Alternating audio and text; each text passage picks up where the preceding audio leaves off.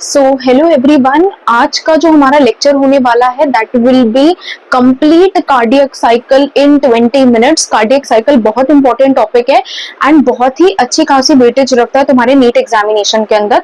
तो without wasting any time let's start the cardiac cycle. ठीक है, चलो आओ। मैं सब कुछ लिख के लाई हूँ, हैंड रिटन नोट्स मिल जाएंगे, पीडीएफ मिल जाएगा हैंड रिटन नोट्स का डिस्क्रिप्शन में। ठीक है, तो वहां से ले लेना। मैं सारे नोट्स लिख के लाई हूँ, जितने भी कार्डियक साइकिल के जितने भी नोट्स हैं। Let's start. बोला कि the cardiac cycle is the complete sequence of events in a single heartbeat. एक सिंगल हार्ट बीट में जब हमारा हार्ट एक बार बीट करता है, उसके दौरान जितने भी इवेंट्स होते हैं उसे बोलते हैं कार्डियक साइकिल। जब हमारा हार्ट एक सिंगल टाइम बीट करता है तो उस दौरान जितने भी इवेंट्स होते हैं उन इवेंट्स को बोलते हैं, क्या बोलते हैं? कार्डियक साइकिल बोलते हैं। हमारा हार्ट कितनी बार बीट करता है? एवरेज हमारा हार्ट 72 टाइम्स बीट करता है। ठीक है, कितने टाइम बीट करता है? 72 टाइम बीट्स करता है पर मिनट। एक मिनट में हमारा हार्ट कितने टाइम बीट करता है? 72 टाइम बीट करता है। कार्डियक साइकिल की ड्यूरेशन कितनी होती है? 0.8 सेकेंड्स इसकी ड्यूरेशन होती है। अभी बहुत सारे ऐसे क्वेश्चंस आते हैं कि इसकी ड्यूरेशन निकालो, उसकी ड्यूरेशन निकालो। तो मैं एक बहुत ही सिंपल मेथड बताऊंगी जिसकी मदद से तुम ऐसे सारी ड्यूरेशन निकाल लोगे। ठीक है, इतना समझ आ गया कि कार्डियक साइकिल होता क्या है। आगे बढ़ते हैं। अब कार्डियक साइकिल जो होता है वो दो पार्ट में वो होता है, डिवाइडेड होता है। एक होता है सिस्टोल, एक होता है डायास्टोल। कार्डियक साइकिल के दौरान कॉन्ट्रैक्शन भी हो रही होती है और रिलैक्सेशन भी हो रही होती है। सिस्टोल का मतलब होता है जब हार्ट कॉन्ट्रैक्टेड स्टेट में होता है, जब हार्ट कॉन्ट्रैक्ट कर रहा है ना। मैंने बोला एट्रियल सिस्टोल मतलब एट्रिया का कॉन्ट्रैक्शन, मैंने बोला एट्रियल डायास्टोल मतलब एट्रिया का रिलैक्सेशन। सिस्टोल का मतलब होता है कॉन्ट्रैक्शन करना और डायास्टोल का मतलब होता है रिलैक्सेशन करना। ये दोनों वर्ड्स मैंने यहाँ पे इसीलिए लिख दिए बिकॉज बार बार रिपीट होने वाले हैं अभी। ठीक है, तो इसीलिए मैंने दोनों वर्ड्स लिख दिए। सिस्टोल का क्या मतलब होता है? सिस्टोल का मतलब होता है कॉन्ट्रैक्शन और डायास्टोल का क्या मतलब होता है? रिलैक्सेशन। आओ अब स्टार्ट करते हैं हमारी कार्डियक साइकिल को। तो हमारी कार्डियक साइकिल तीन पार्ट में यहाँ पे डिवाइडेड है। पहले होता है जॉइंट डायास्टोल, फिर होता है एट्रियल सिस्टोल, फिर होता है वेंट्रिकुलर सिस्टोल। हमारी कार्डियक साइकिल का अगर टाइम 0.8 सेकेंड्स है तो उसमें से 0.4 सेकेंड्स तुम्हारा कौन कंस्टिट्यूट कर रहा है? जॉइंट डायास्टोल। अगर कार्डियक साइकिल का पूरा ड्यूरेशन 0.8 सेकेंड्स है तो उसमें से जो मेजॉरिटी पार्ट है वो हमारा जॉइंट डायास्टोल है, दैट इज 0.4 सेकेंड्स। उसके बाद आता है एट्रियल सिस्टोल, जो कि होता है 0.1 सेकेंड का, और फिर आता है वेंट्रिकुलर सिस्टोल जो कि होता है कितने सेकेंड्स का? 0.3 सेकेंड्स का। ठीक है, तो 0.8 सेकेंड्स में तुम्हारा आधा टाइम डायास्टोल हो रहा है और आधा टाइम सिस्टोल हो रहा है। क्या तुम समझ पा रहे हो कि पूरी कार्डियक साइकिल में डायास्टोल भी हो रहा है और सिस्टोल भी हो रहा है? सिस्टोल और डायास्टोल, एक सिस्टोल एक डायास्टोल से पूरी कार्डियक साइकिल बनी है ना। 0.4 सेकेंड का अगर डायास्टोल है तो उतना ही बराबर 0.4 सेकेंड्स का सिस्टोल है, जिसकी मदद से पूरा कार्डियक साइकिल 0.8 सेकेंड्स का है। ठीक है, ये भी बहुत मदद करेगा। ये जो मैंने बात बोली ना कि डायास्टोल अगर 0.4 है, सिस्टोल 0.4 है, तभी 0.8 सेकेंड की कार्डियक साइकिल हो रही है। तो ये बात जो है ये वेरी इंपॉर्टेंट है। अभी आगे जब मैं क्वेश्चन सॉल्व कराऊंगी तो इट इज वेरी इंपॉर्टेंट कि ये चीज वहां पर बहुत काम आएगी। ठीक है, अब बात करते हैं जॉइंट डायास्टोल की। जॉइंट डायास्टोल के दौरान हमारे हार्ट के चारों चैम्बर मतलब upper two atria and lower two ventricles, ये दोनों रिलैक्स्ड स्टेट पे होते हैं। ये सारे चैम्बर्स एकदम रिलैक्सेशन स्टेट में होते हैं। ठीक है, रिलैक्सेशन स्टेट में होते हैं। तो क्या लिखा हुआ है कि all 4 chambers of the heart in a relax state. अब हम क्या ले रहे हैं कि हार्ट में क्या होता है हमारा जो अगर तुमने हार्ट का, मैं हमेशा बोलती हूँ बॉक्स डायग्राम बना के सीखो। तो हार्ट जो होता है ये हमारा बॉक्स डायग्राम है, ये हार्ट है हमारा।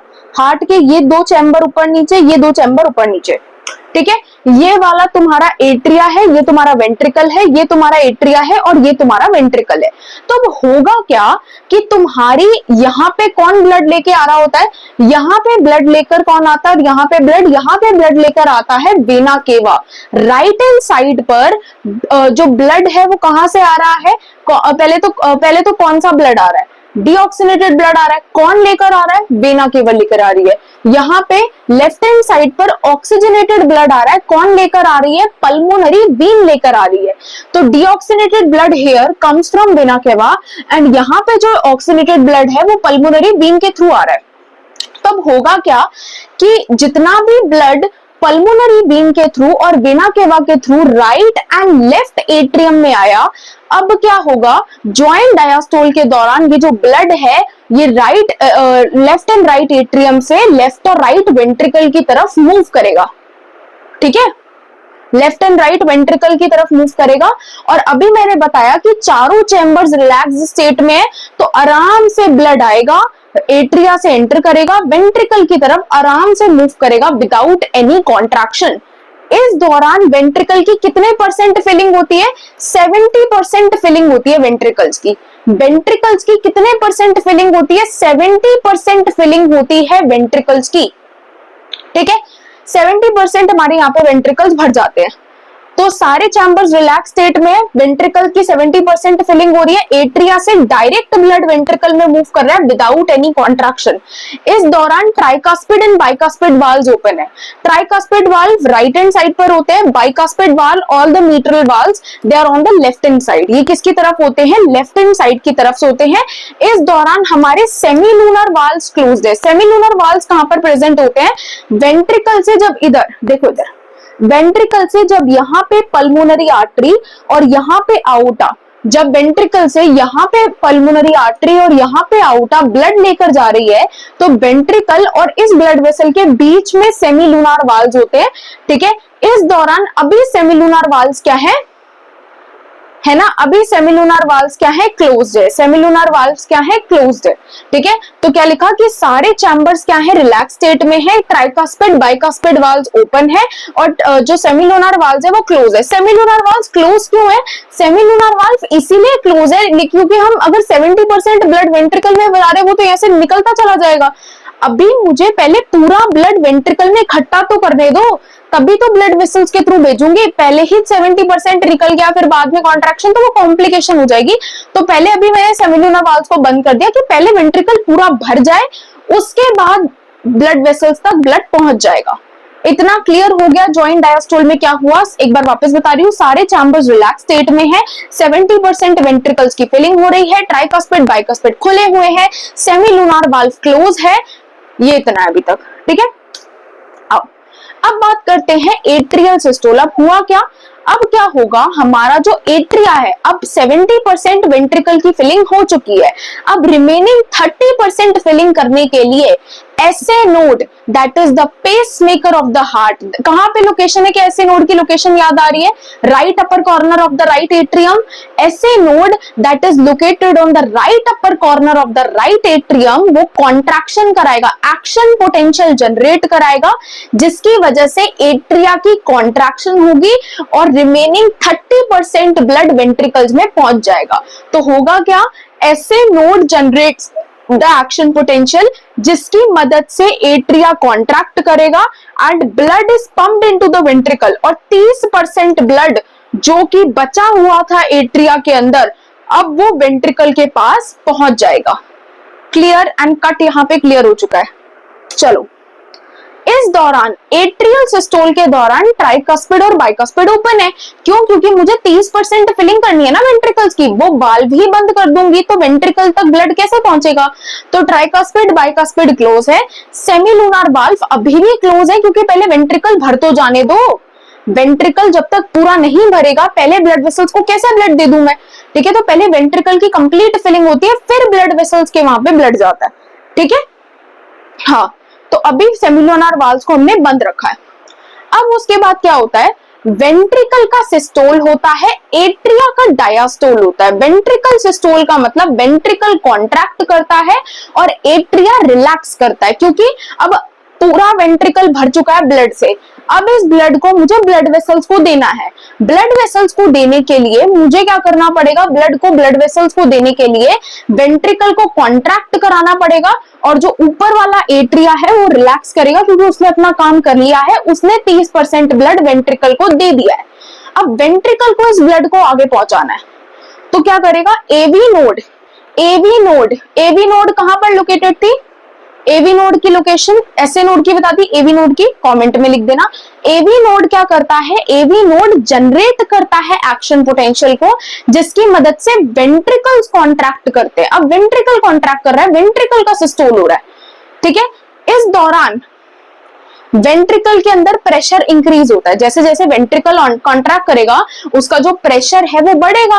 वेंट्रिकल का जब प्रेशर बढ़ेगा तो तुम जानते हो कि अगर वेंट्रिकल ने, देखो ये है, ये सिस्टम है, ये तुम्हारा एट्रिया है, ये तुम्हारा वेंट्रिकल है, वेंट्रिकल ने कॉन्ट्रैक्ट किया, ब्लड वापस एट्रिया में भी जा सकता है, तो इसीलिए जो बीच का जो गुफा है, जो बीच के वाल्व है, उन्हें बंद कर दो, क्योंकि वापस बैकफ्लो हो जाएगा ब्लड का, हमें बैकफ्लो नहीं कराना, तो बीच के वाल्व्स को बंद कर दो, ताकि वेंट्रिकल जब कॉन्ट्रैक्ट करे तो ब्लड एक ही डायरेक्शन में मूव करे, बाई डायरेक्शनल मूव ना करे, ठीक है।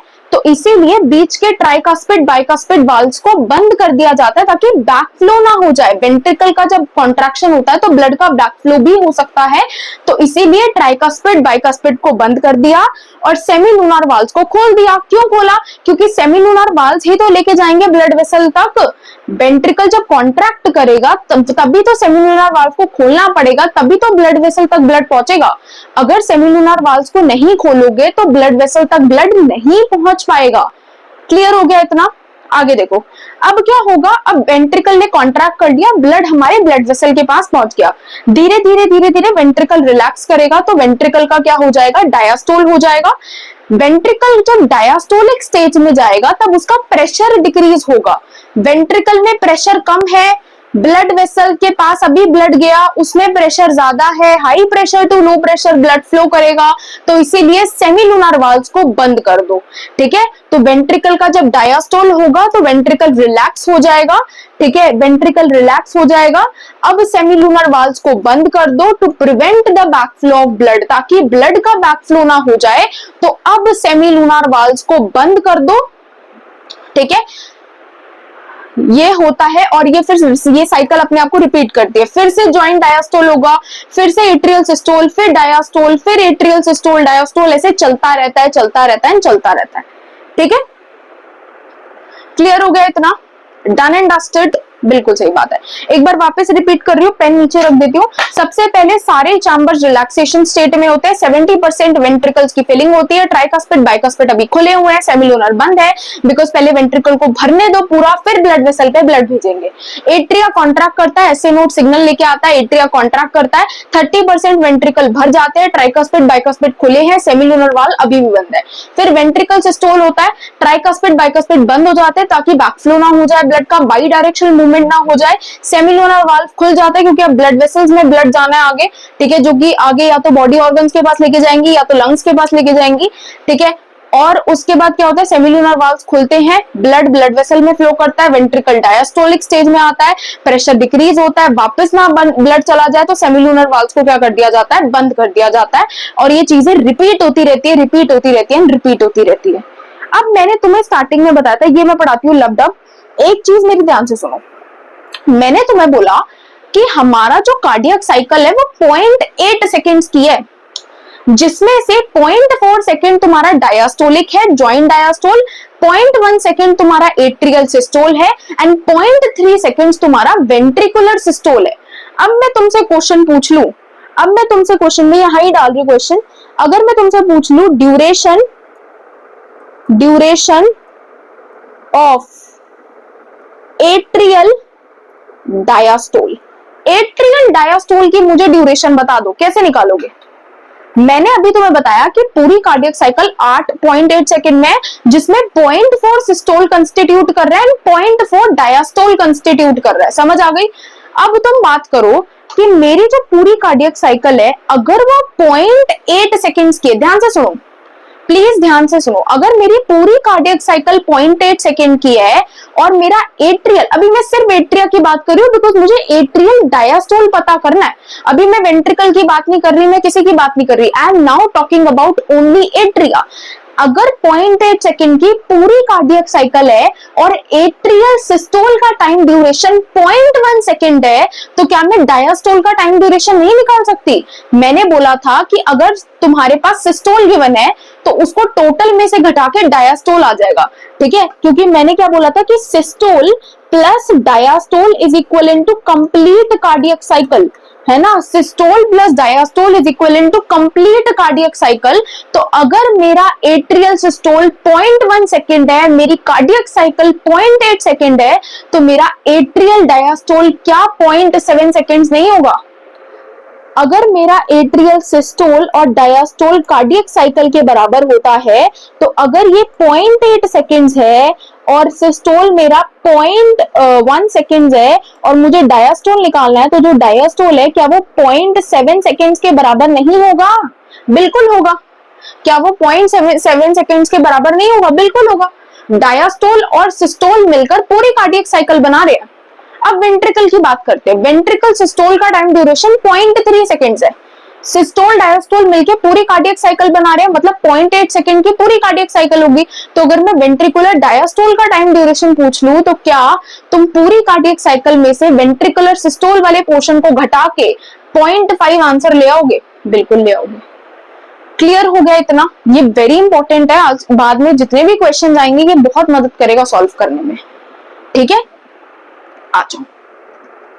अब कार्डियक साइकिल के दौरान दो प्रोमिनेंट साउंड्स हमें सुनाई देते हैं, किसकी मदद से? स्टेथोस्कोप की मदद से, जो कि डॉक्टर सुनता है जब भी तो डॉक्टर तुम्हारा वो स्टेथोस्कोप लेके तुम्हारी हार्ट बीट मेजर कर रहा है, वो क्या सुन रहा है? वो क्या कान में लगा के सुन रहा है? वो सुन रहा है तुम्हारी हार्ट साउंड्स। दो प्रोमिनेंट हार्ट साउंड सुनाई देती है, एक हार्ट साउंड होती है लब और एक हार्ट साउंड होती है डब। लब आती है due to closure of AV valve, मतलब ट्राइकास्पिड बाइकास्पिड जब बंद होते हैं तो लब सुनाई देती है, और डब कब सुनाई देती है? जब due to closure of semilunar valves, जब सेमिलूनर वाल्व्स बंद होते हैं तो डब सुनाई देती है। मैंने यहाँ पे कुछ एक्स्ट्रा चीजें लिखी हुई है, तुम्हें याद करनी है करो, वैसे कोई इंपॉर्टेंट काम की नहीं है, मैं बता देती हूँ। ये डल होती है, डल मतलब है ना, ये डल होती है एकदम डल। ये प्रोलॉन्ग्ड है, मतलब थोड़ा टाइम ड्यूरेशन इसका ज्यादा होता है, 0.5 सेकेंड्स का होता है। डब जो होती है वो एकदम शार्प साउंड होती है, शॉर्ट टाइम ड्यूरेशन की होती है और हाई पिच होती है। ये लो पिच होती है तो ये हाई पिच है। लो पिच का मतलब जैसे लड़कों की साउंड जो होती है वो लो पिच होती है, मतलब भारी आवाज होती है। लड़कियों की साउंड हाई पिच होती है, मतलब पतली आवाज होती है, ठीक है। तो इसीलिए लब और डब ये क्या है? Dull, prolonged, low pitch, sharp, short duration and high pitch. Clear हो गया? चलो अब अगला टॉपिक आता है स्ट्रोक वॉल्यूम। स्ट्रोक वॉल्यूम क्या होता है? Volume of the blood pumped out by ventricle, specifically the left ventricle during each heart beat.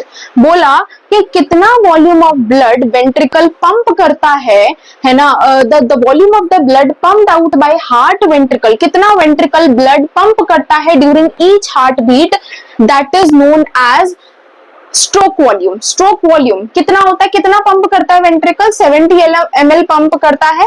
Stroke volume का एक और फॉर्मूला होता है and diastolic volume and systolic volume.